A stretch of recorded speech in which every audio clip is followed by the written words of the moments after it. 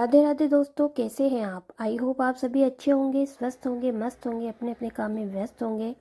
हो गई है एक प्यारी सी सुबह की शुरुआत, एक नई उम्मीद और नई उमंग के साथ। तो आशा करती हूँ कि आप सभी को मेरा व्लॉग पसंद आएगा। तो मैं नहाकर आ चुकी थी और रेडी होकर मैं जा रही हूँ पूजा घर में। लड्डू गोपाल जी को स्नान करवा दिया था। श्याम बाबा और राधा रानी को स्नान कराने के बाद मैंने पूजा पाठ कर लिया है। राधा नाम जाप करने के बाद मैंने सूरज भगवान को अर्घ्य दे दिया था और तुलसी पूजा भी कर ली थी। और कुछ फूल थे जो मैंने भगवान के चढ़ा दिए थे। यहाँ पर मैंने लड्डू गोपाल जी को भोग लगाने के लिए आज खीर बनाई और भोग लगा दिया था। फिर मैं अपने रूम में आकर थोड़ी सी साफ़ सफाई करने लग गई थी। फिर मुझे बेटे को तैयार करना था क्योंकि उसका स्कूल का टाइम है 8 बजे का। तो अभी 7:30 बज चुकी थी और मैंने बेटे को आज थोड़ा सा जल्दी तैयार कर दिया था। तो 5 मिनट बैठ कर उसके साथ कुछ बात कर रही थी कि उसका एग्ज़ाम आने वाला है और ट्यूशन की मैम ने कुछ कहा था उसको जल्दी आने या ऐसा कुछ। तो वो बात ही हम यहाँ पर बैठकर कर रहे थे। बेटे को स्कूल भेजने के बाद मैं आ गई थी पूजा घर में और यहाँ पर मैं पूजा की थाली जमा रही थी। क्योंकि वैसे तो हम 10 दिन की कहानियाँ सुनने जाते हैं जो कि दशा माता की कहानियाँ होती है। तो उसमें हम सिर्फ गेहूं के दाने, गुड़ और घी लेकर जाते हैं।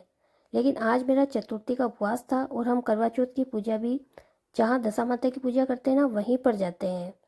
इसीलिए मैंने पूरी पूजा की थाली जमा ली थी और खाना वगैरह मैंने बना दिया था। बच्चे के टिफ़िन जो भेजना था वो भी बना दिया। उसके बाद मैं और मम्मी दोनों आ गए थे जहाँ पर हमें पूजा करने के लिए जाना होता है। तो यहाँ पर मम्मी ने पूजा कर ली थी और जो आंटी जी थे उन्होंने पहले ही कर ली थी, हम आए उससे पहले ही। हम रोज़ 10 बजे पूजा के लिए जाते हैं। तो यहाँ पर मैंने पूजा कर ली थी चौथ माता की और दशा माता की। 12 महीने की चौथ का व्रत जो होता है वो मैं हर महीने में करती हूँ। हम घर आने के बाद फलाहार करने के लिए चले गए थे और वापस घर आ गए। दोस्तों, अभी मैं आ गई हूँ किचन में और आज तबीयत थोड़ी ज़्यादा ख़राब है, इसलिए मैं आज थोड़ी लेट आई हूँ किचन में। तो अब मैं बनाऊंगी खाना। आटा तो मैंने लगा दिया है, बर्तन साफ़ कर लेती हूँ और उसके बाद मैं करती हूँ सब्जी का काम। लौकी की सब्जी बनाऊंगी। तो ये देखो बर्तन पड़े हुए हैं, ये थोड़े से साफ़ कर लूँगी। और ये सासू माँ ने साफ़ कर दिए थे और इधर आटा लगा दिया है।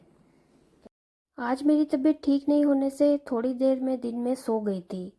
उसके बाद मैंने किचन में आकर जो बर्तन थे उनको साफ़ करने के लिए ले लिए थे और सारे बर्तन साफ़ कर लिए थे क्योंकि मैंने चाय भी पी ली थी। हस्बैंड जी भी उनके काम से बाहर गए हैं। यहाँ पर मैं सो रही थी तो मैंने एक बार बेड ठीक कर दिया था और जो कंबल थी उसको भी मैंने समेट कर रख रखी थी और शाम का झाड़ू निकाल रही थी। वैसे तो तबीयत इतनी ठीक नहीं थी, बहुत ज़्यादा कोल्ड हो रहा था, लेकिन मैंने टेबलेट ले ली थी। तो यहाँ पर मैंने बाल बना लिए थे अपने, क्योंकि एक बार हो लिया तो थोड़ा ढंग का होना ही चाहिए। उससे पॉजिटिव वाइब्स आती है। नहीं तो मतलब एक बार खुद का हुलिया तो ठीक करके ही बाहर निकलना चाहिए हमें। तो यहाँ पर मैं आ गई थी किचन में वापस से और मैंने लौकी काट ली थी क्योंकि अभी हमारे शीतला सप्तमी तक ऐसी दाल वगैरह ऐसी कोई भी सब्ज़ी बनाते ही नहीं है। तो ऐसी कुछ सब्ज़ी होती है जो सिर्फ एक ही हो, जैसे आलू मटर में आलू और मटर दो होती है, तो ऐसे भी सासू माँ नहीं बनाने देती है, शुरू से ही वो नहीं बनाते हैं। तो मैं भी नहीं बनाती हूँ। तो मैंने लौकी की सब्ज़ी बनाती थी और बच्चे अगर लौकी की सब्ज़ी नहीं खाएंगे तो फिर या तो उनके बाहर से कुछ भी सब्ज़ी मंगवा देंगे या नमकीन वगैरह की अगर सब्ज़ी वो बोलेंगे तो उनके लिए बना दूँगी। मेरी तो लौकी की सब्ज़ी बहुत ज़्यादा फेवरेट है। मुझे अगर कोई भी सब्ज़ी दिखाई नहीं देती तो मैं अधिकतर लौकी की सब्ज़ी ही बनाती हूँ, क्योंकि मुझे लौकी की सब्ज़ी बहुत ज़्यादा अच्छी लगती है। तो यहाँ पर मैं बना लूँगी सब्ज़ी। तो मैंने कढ़ाई ये कुकर चढ़ा दिया था और इसमें मैंने थोड़ी सी हींग डाल दी थी। हींग वाली लौकी की सब्ज़ी बहुत अच्छी लगती है। हींग, जीरा और थोड़ा सा धनिया पाउडर वगैरह डाल के और मैंने लौकी की सब्ज़ी बनाती थी। और इधर पापा मम्मी जा रहे थे घूमने के लिए तो वो आ गए थे, इसीलिए मैंने यहाँ पर सिर पर पल्लू ले लिया था, क्योंकि पापा जी का सिर पर पल्लू लेना होता है। शाम को 5-5:30 बजे दाऊ को कोचिंग के लिए लेने जाते हैं, तो उनका वॉक भी हो जाता है और दाऊ को कोचिंग से लेकर भी जाते हैं और 4 बजे वो छोड़कर आ जाते हैं। वैसे तो ज़्यादा दूर नहीं है कोचिंग, लेकिन उनका घूमना हो जाता है इसीलिए वो जाते हैं। और कभी कभी हस्बैंड जी घर पर होते हैं तो गाड़ी पर छोड़ के आ जाते हैं। और कभी बड़ा वाला बेटा देवेश होता है तो वो उसको छोड़ कर आ जाता है।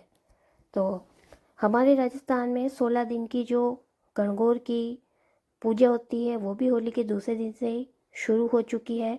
लेकिन हम दशा माता की कहानी ही कहते हैं। और जब से मेरी शादी हुई और उसके बाद में घर में आई हूँ, तब से मम्मी जी कहानियाँ सुनते थे तो उनके साथ मैं भी कहानियाँ सुनने जाने लगी।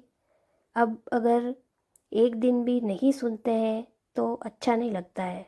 इसलिए हम जल्दी से सुबह उठकर और सारा काम फटाफट से निपटा लेते हैं। 10 बजे हम जाते हैं, उससे पहले ही काम पूरा करके चले जाते हैं, क्योंकि बाकी सब पीछे रहने वाले जो वगैरह पे जावे तो खाना वाना बना कर के हम जाते हैं। तो यहाँ पर शाम का खाना मेरा कंप्लीट हो चुका था और खाना खाने में भी थोड़ा सा समय था। तो यहाँ पर मैंने किचन की सफाई कर दी थी, सबने खाना खा लिया था। मैंने और हस्बैंड जी ने खाना नहीं खाया था क्योंकि मेरा चतुर्थी का उपवास था, तो चांद निकलेगा तभी खाना हो पाएगा। तो 9 सवा 9 बजे की कह रहे थे कि चांद बाबू जी निकल जाएंगे, फिर चांद की पूजा करूँगी और उसके बाद ही मैं खाऊंगी खाना। तो यहाँ पर किचन की सफाई हो चुकी है। तो बहनों, मैंने खाना बना दिया है और अभी मैं आ गई हूँ रूम में। तो मैं दाऊ को पढ़ा रही हूँ, तब तक चांद आ जाएगा और चांद बाबू जी की पूजा करके और फिर हम खाएंगे खाना। तो शायद 9:15 के कह रहे हैं, तो अभी बज चुकी है 8:30, 8:45 बज चुकी है। तो अभी आधा पौन घंटा 9:15 के कह रहे हैं, तो उसी टाइम पे तो आता नहीं है एग्जैक्ट टाइम पे, 10-15 मिनट आगे पीछे होगा। तो हस्बैंड जी भी बाहर गए, तब तक वो भी आ जाएंगे, फिर हम खाना खाएंगे। चांद बाबू जी निकल चुके थे तो घर के गली के कॉर्नर पर जाकर मैंने चांद बाबू जी के दर्शन कर लिए थे और घर आकर वापस मैंने जल चढ़ा दिया था और उनके अगरबत्ती भी लगा दी थी। आशा करती हूँ आप सभी को मेरा व्लॉग पसंद आया होगा। अगर आए तो लाइक, शेयर और सब्सक्राइब ज़रूर करें। प्लीज़ मुझे ज़्यादा से ज़्यादा सपोर्ट करें। अब मिलते हैं अगली वीडियो में, तब तक के लिए आप सभी को प्यार भरा नमस्कार। आपका दिन मंगलमय हो और भगवान आप सभी को प्रसन्न रखे, खुश रखे। चौथ माता आप सभी के मनोकामना पूर्ण करें। एक बार फिर से आप सभी को प्यार भरा नमस्कार।